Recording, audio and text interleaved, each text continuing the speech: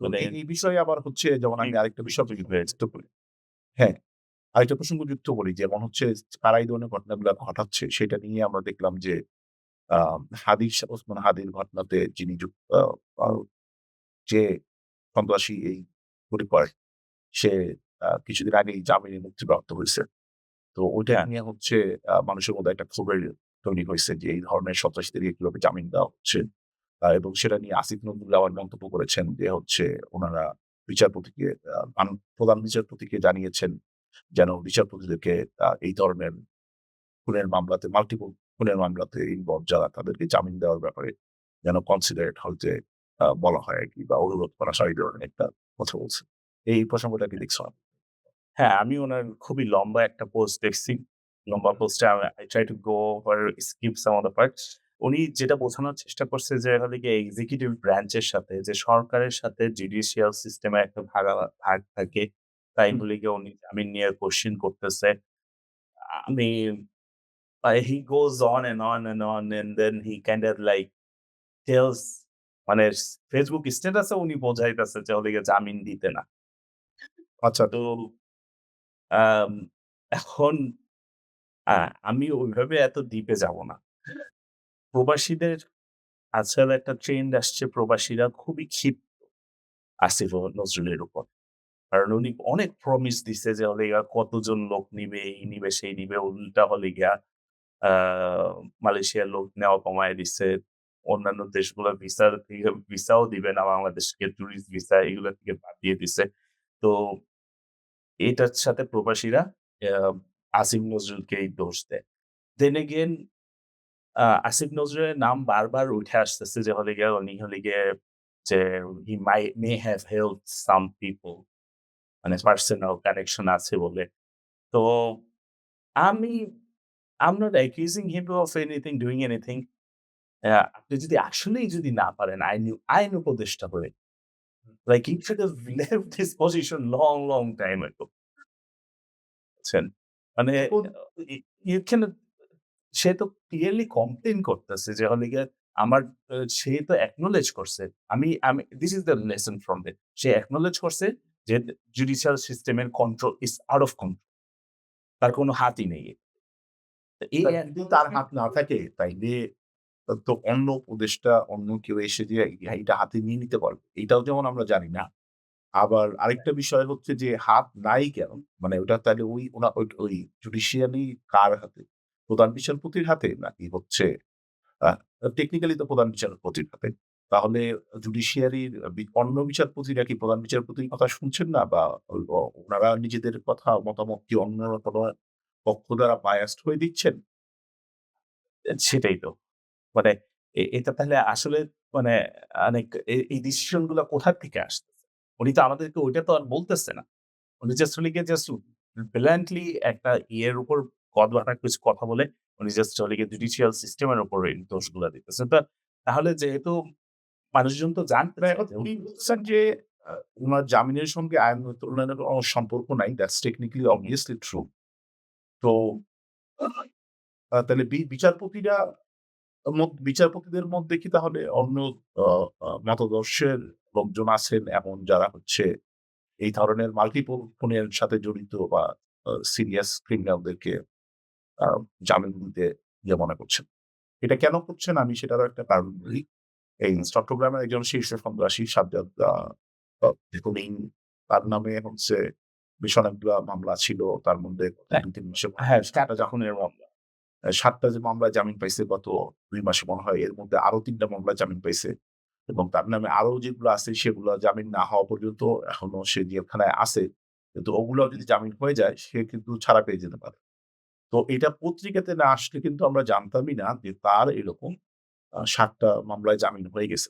তো তাকে যে এই যে বিচারকরা একের পর এক মামলায় জামিন দিয়ে যাচ্ছে এটার কিভাবে দেখো?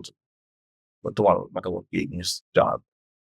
আহ আম আমি এখানে আমি একটা জিনিস ক্লারিফাই করতে চাই যে উনি যদি বলে থাকেন যে জুডিশিয়াল সিস্টেমের উপর উনার কোন কন্ট্রোল নাই।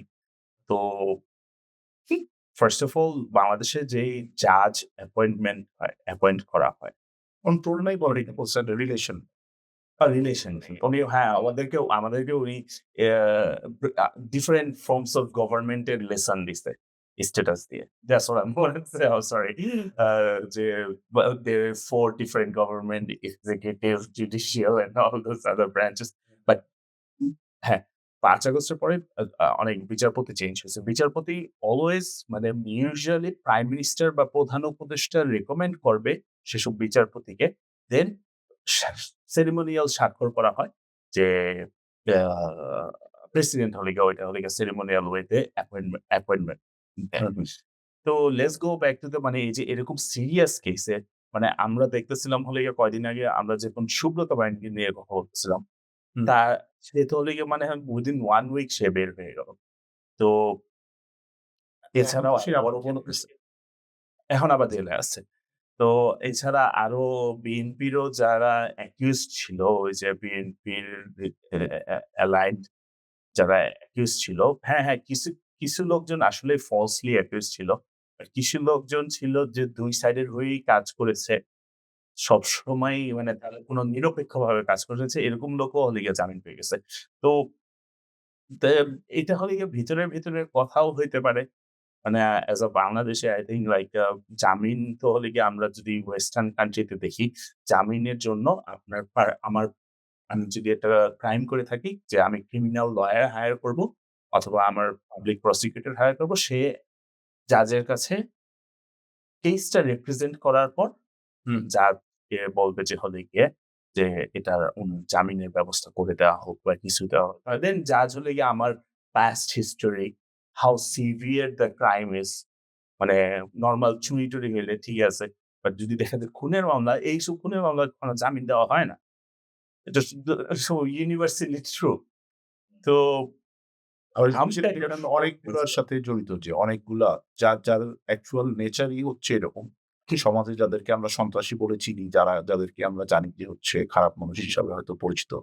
যাদের যে ট্র্যাক রেকর্ড এটা যখন আমরা দেখি ওই ধরনের লোকের ক্ষেত্রেও তারা হচ্ছে সিরিয়াল অফেন্ডাররাও হচ্ছে আ হ্যাঁ, ছাড়া পেয়ে যাচ্ছে। সেটাই। তো আ আচ্ছা জামিনের ব্যাপারটা পুরোপুরিভাবে ধরে নিলাম যে হ্যাঁ, legitimate ওয়েতেই তারা জামিন পাচ্ছে।